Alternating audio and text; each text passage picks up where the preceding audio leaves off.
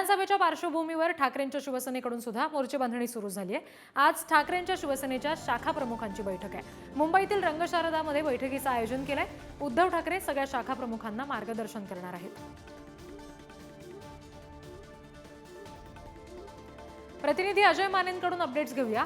अजय, शाखा प्रमुखांना नेमका कुठला सल्ला आज उद्धव ठाकरेंकडून दिला जाऊ शकतो?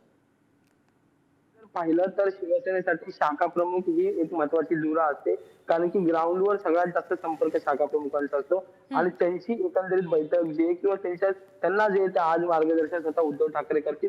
विधानसभेच्या अनुषंगाने ही रणनीती आखण्याचा प्रयत्न जो आहे तो केला जातो। याआधी आपण जर पाहिलं तर लोकसभेच्या अनुषंगाने विभाग प्रमुखांवर जो आहे तो फोकस केला गेला होता, पण आता विधानसभेला पकड करण्यासाठी किंवा मग ग्राउंडवर तशीच जोरदार तयारी करण्यासाठी आता उद्धव ठाकरे जे ते रणांगणात उतरलेलं पाहायला मिळतं। त्याच पार्श्वभूमीवर आज शाखा प्रमुखांची दुपारी जी ती रंगशारदा या ठिकाणी बैठक जी बोलवण्यात आलेली आहे। या बैठकीला सगळ्या शाखा प्रमुखांना उपस्थित राहायला सांगितलेलं आहे। स्वतः उद्धव ठाकरे ते मार्गदर्शन करणार, त्यामुळे आता आज उद्धव ठाकरे काय कानमंत्र देणार हे पाहणं महत्वाचं ठरणार आहे।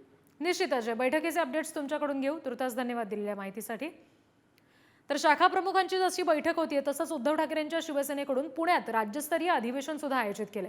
3 ऑगस्ट रोजी उद्धव ठाकरे राज्यातल्या कार्यकर्त्यांना संबोधित करणार आहेत। पुण्यातील गणेश कला क्रीडा इथे जाहीर सभेचं आयोजन केलंय। जनतेला न्याय देणार, गद्दारांना कडेलोट करणार असं पोस्टर देखील या अधिवेशनासाठीचं रिलीज करण्यात आलंय।